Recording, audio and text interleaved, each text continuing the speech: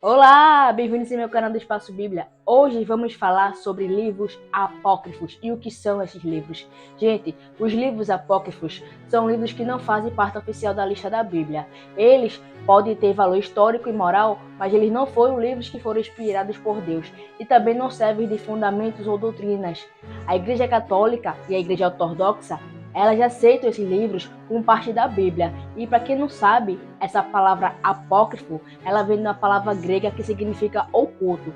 A Bíblia original, ela tem 66 livros que todas as igrejas aceitam como inspirados por Deus.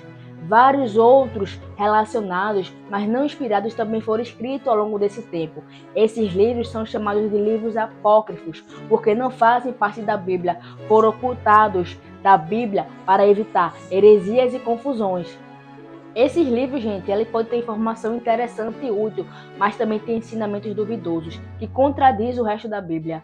Alguns têm histórias fantasiosas e erros históricos. Seus ensinamentos não têm o mesmo valor que a palavra de Deus traz pra gente. Por isso, não são publicados juntos com a Bíblia. Não é bom misturar a verdade com o erro. E quais são os livros apócrifos aceitos pela Igreja Católica? Vou mostrar para vocês agora a lista deles. Primeiro livro é Tobias. Depois de Tobias vem Judite. Depois de Judite, a Sabedoria de Salomão. Após ele, Eclesiásticos. Após ele, Baruque e a Carta de Jeremias. Depois disso, primeira e segunda Macabeus. E depois vem trechos acrescentados a Esther. E depois vem trechos acrescentados a Daniel. Pessoal, esses são os livros chamados de deuterocânicos na Igreja Católica, porque somente foram oficialmente aceitos, divinamente inspirados lá em 1546 depois de Cristo. Todos esses livros pertencem ao Antigo Testamento e não são aceitos pelos judeus como sendo inspirados por Deus. E depois desses livros que eu citei para vocês agora, a Igreja Ortodoxa, normalmente, elas aceitam primeira e segunda Esdras, a oração de Manassés, terceira e quarta Macabeus e Salmos 151.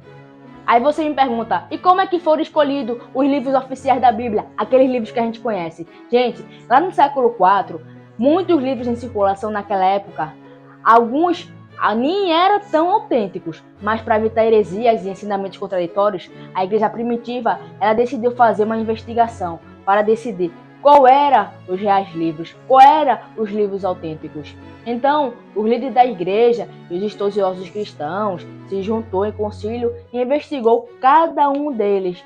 Apenas os livros com evidência sólida de autenticidade foram incluídos na Bíblia, deixando de fora todos os livros que deixassem qualquer tipo de dúvida. Ou seja, os livros apócrifos aceitos pela Igreja Católica e aceitos pela Igreja Ortodoxa não foram aceitos como divinamente inspirados por Deus. Então, nesses concílios, mas eram livros populares, considerados úteis. Eram poucos como os livros que muitos cristãos escreveram hoje em dia. Esclarecedores, não têm a mesma autoridade do que a Bíblia. Então, quando você pegar a Bíblia, se você comparar a nossa Bíblia de 66 livros com a da Igreja Católica, leia, só leia, mas não absorva, tá? Porque é muita contradição, realmente, e é muita heresia. Só você lendo para você ter essa divisão de opinião. Então, pessoal, aqui foi o nosso vídeo sobre os livros apócrifos. Te peço aquele comentário especial. Se você deixou, deixa teu like, ativa o sininho e se inscreve no nosso canal. Tchau, tchau, fiquem na paz.